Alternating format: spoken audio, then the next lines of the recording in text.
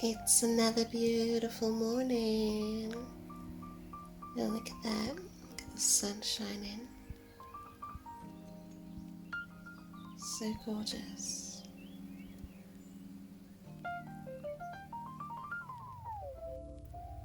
There's more. There is more. Look at that. It's spread it across the whole room. Look at how beautiful the plants look. Oh, did you see that bird? Looks so nice. So relaxing. Good morning.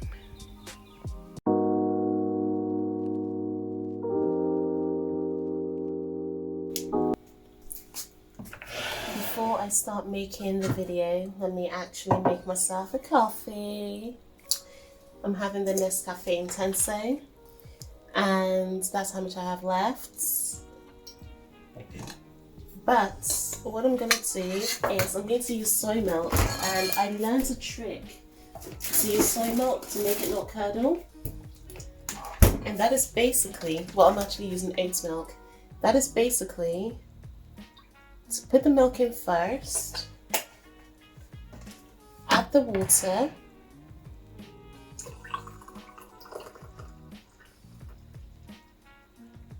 and then add your coffee.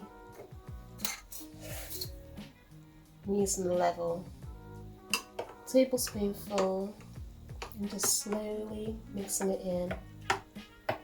Slowly but surely. It makes it a lot easier because it's finely ground and you still get a little bit of crema.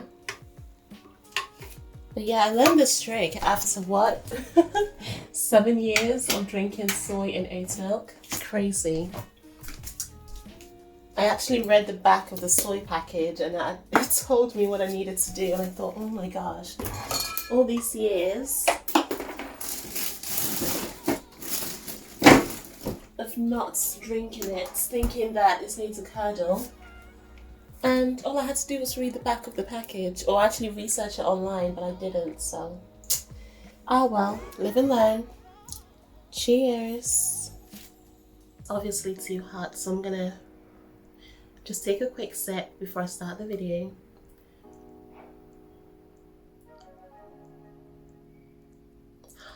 Oh my gosh, it reminds me of being in Thailand. I used to drink, coffee in this special, quaint, a little cafe. I'll see if I can insert a picture. But I used to drink coffee there almost every day because it was close to my hostel. And the woman was so friendly. The people who came to drink coffee there were so friendly. And it was right at the intersection, so you can see all the cars, all the scooters, everything just driving past. It was on the way to the markets as well, and the sun was shining, the plants were bright and verdant and green. It was by the river. Oh my gosh. Thailand was good to me. My goodness. This reminds me of that coffee.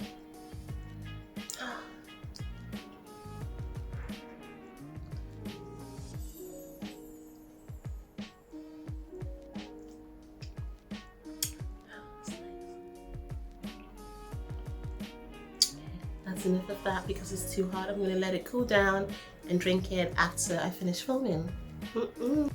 Aloha! Welcome back to my channel. Welcome. Welcome back. Okay, so today's video, like I promised, is going to be about how my semester went. I've actually written down a few notes here. So I've tried to narrow everything down to 2 notes per start, middle and end, just so I can, keep the video short and make it, as informative but as fun as possible. So let's go. I've also broken it down to positives and negatives, so that should hopefully help as well. Let's go. So the first positive at the start of my uni experience, my first semester, is, okay, hold up, wait a minute, hold up, let me actually tell you what I'm studying and the level I'm studying at. So I'm actually studying a tourism and hospitality management master's degree in the UK. And the reason why I chose this degree can be found in this video. So feel free to go up and watch that video. But let's dive into the meat of this video, which is my experience of my first semester and how I liked it, didn't so much like it, and how it all went. But let's get back to it. So the start of my uni experience, what I really loved was the new challenge. If you've watched that video that I posted above in the cards, you will realize that I was actually going through furlough. Okay, I'm not going to rehash the video, but I talked to my babe, and at the end I prayed about it and I decided that, okay, I'm going to study a course. So I needed a new challenge. I was at home, I wasn't feeling challenged enough. So I decided I need a new challenge. I need to go out, I need to do something. You know, it was lockdown as well, and I thought, why did I go back to studying? Why did I go back to studying? Study specifically for my dreams and my goals, and study in a way that I'm able to just kind of rehash and relearn and, you know, get some more knowledge inside of me about this specific area of my career. So that's what I did, and I enjoy the stimulation. I love being stimulated. I love challenges. I like feeling like I'm learning and growing and, you know, just expanding my being, expanding my mind, expanding my situation. That's what I love. I thrive on it. So I thought this is a perfect opportunity to do just that. So I decided to study. However, because I have not studied for so long, academically anyway, I had a hard time adjusting at the start. I enjoy the fact that I was studying, but having to correlate all that into a master's degree was different for me, because I'm more of a descriptive writer. The master's degree wants you to be critical and analytic. So I'll be critical and analytic. However, I'll be, you know, flouncing my words. My roots are in English literature, so I'll be flouncing my words, adding hyperboles and adding words that need not be there, and all of that. And I had to redo my studies a few times. I had to redo my coursework a few times. I would spend all day kind of working on my coursework, only to just throw it all out of the window at the very end. And that actually comes back to my midpoint. So during my midpoint, I started in January, so my midpoint will be about February. Yeah, it'll be about February, because we're in April and we actually finished the semester in March. So my midpoint will be about February. In February, I adapted to the degree. I had already, you know, started producing lots of work, and I was adapted, and I was actually advancing. And although I enjoyed this stage, I felt like I was confident in what I was writing, what I knew I was writing. I knew what I wanted to talk about. And the start of February, I had all the ideas to correlate all my coursework towards Ghana, because that is my end goal. That's what I want to, you know, culminate all the ideas into. That's my home country, that's my land, that's where I want to, you know, manifest everything. So I had, as the start of the course, I had this idea to just focus on Ghana, do what I can. But then that slowly waned, because I realized that the resources in Ghana, in terms of documentation, in terms of, I could find people to speak to, but the documentation, which is what I needed to back up as evidence from a master's degree, did not exist. Or if it existed, it did not exist at a substantial regional level, which is where I needed it to exist at. So I kind of actually became a bit disheartened about the fact that I couldn't do it about Ghana. So then I had to change my mindset and think, okay, so if I can't do it about Ghana, I need to find somewhere else. So I chose Bristol, which I love. I love Bristol. I see it as my base in the UK. I love Bristol. However, the issue with that is it kind of dipped my passion a little bit, because I was very passionate about actualizing all these different essays and everything based in Ghana. However, now I wasn't focusing on Ghana. So my passion dipped, but my productivity excelled, because that's just who I am. If I decide, okay, I'm not going to do that, I'm going to focus on this, I will still put as much, you know, productivity into that thing. So I was writing a lot, and in fact I got first for all my coursework and my assignments. However, even my lecturer could tell that you're giving me everything that you're supposed to give me, but there's just, you know, it doesn't feel like you're in there. And when she said that, I was like, yeah, I know why, because it's not about Ghana. Like, I love Bristol, I love the UK, but it's not about Ghana, which is what I wanted it to be about. So I did a lot of work. I remember I did like 17 pages of work at one point, and I had to rehash it all like within the space of like overnight. Actually, I had to just completely change my game plan, and I was so stressed like trying to create or recreate something from everything I've done, because I realized that I wasn't happy with what I've done, and someone else would have submitted it and been really happy. But for me, I know the standard I can achieve, and I try and achieve it wherever I can. Sometimes it's not possible and I just release that, but most times I try to achieve the high standard that I know I can achieve.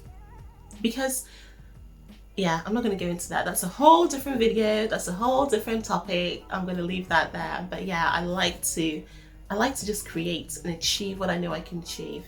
So that's that. So towards the end of my semester, actually towards like, March, mid-March, a lot of things were happening in my life anyway, and I was learning about my body. That's another video.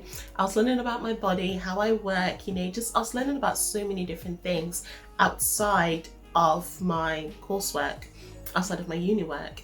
And I actually started learning about business, clarifying my business plan, my business goals, and just really being thoughtful about the future that I want to focus on. So I actually had a lot of relief, a lot of stress from the uni work, because a lot of stress-free moments from the uni work, because I was focused so much on my business and my passion that it felt easy. The uni work felt easy. I was in the library most days. I was producing. I was creating. I was doing so many different things. And then I stopped going to the library. I stayed at home, and then the box of being at home, I think, started getting to me a little bit. So I started getting a bit more stressed, like my emotions were changing, I felt cooped up, but I wasn't able to articulate all of that, because I just felt like, yeah, I'm just at home, like what's wrong with home? I love home, but the reason why I even left to study a master's was to, be engaged, but it was at a point where I wasn't being engaged by my academics. I was being engaged by my passions and my futures and my goals. And at this point, I was so happy because I actually got a role that I applied for.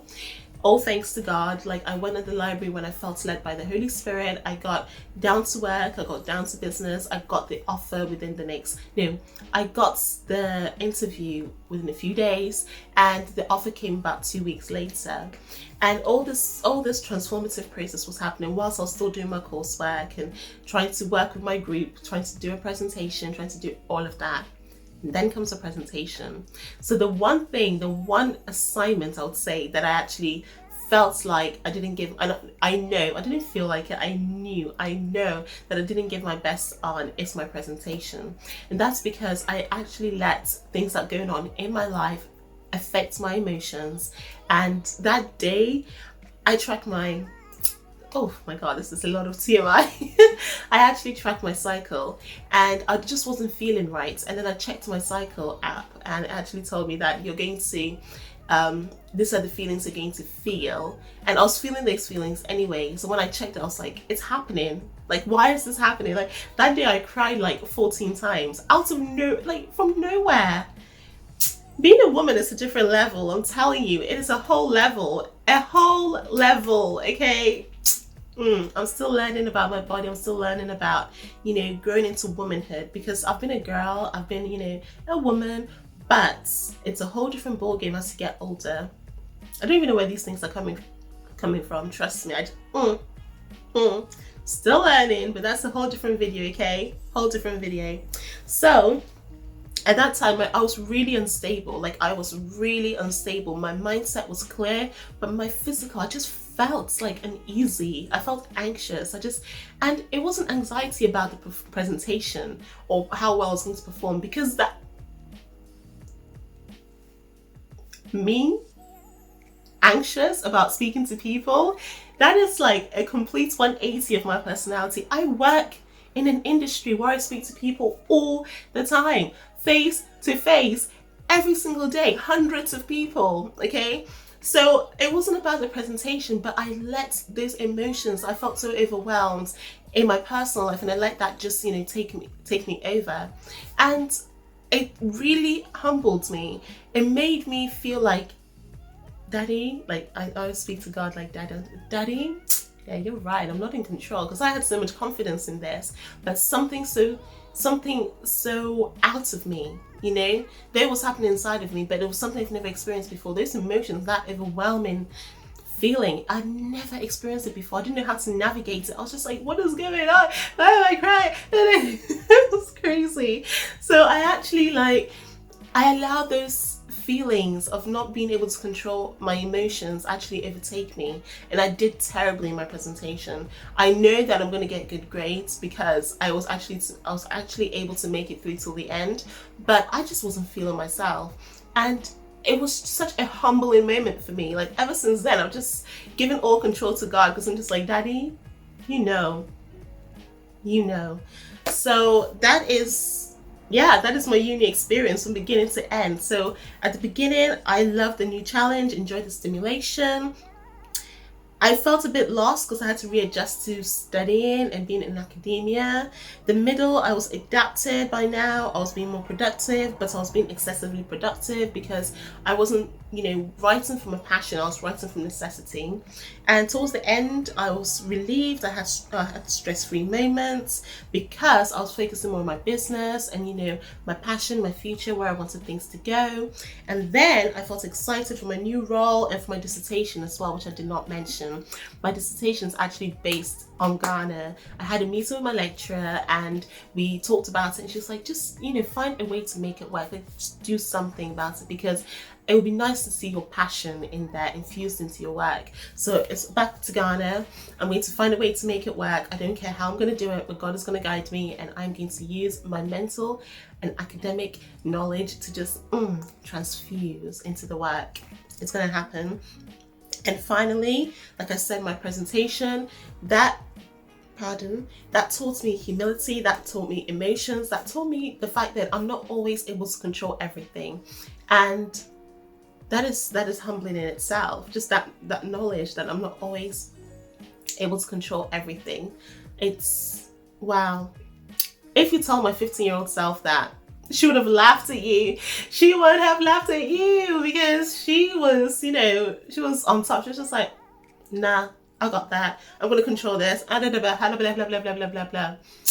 She was sweet. I loved her, to be fair. I still do. I still love her. But as you get older, you realize that not everything is in your control, and that's fine, because you're not controlling everything. You're able to live, you're able to be, you're able to feel free, you're able to let your mind focus on things that are positive and that creates. Worry comes, I'm not telling you it doesn't, but you're able to manifest the glory of peace around you, around your life. You're able to laugh lighter, you're able to just be free, and it's wonderful.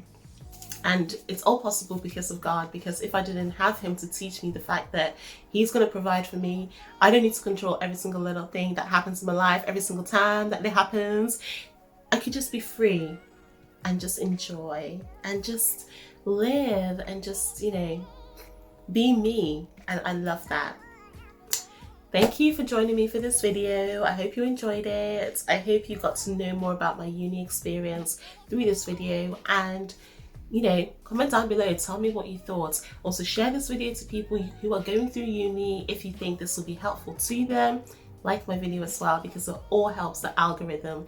It all helps push my video forward so I can share life and love with other people. Thank you so much. Bye. Bye.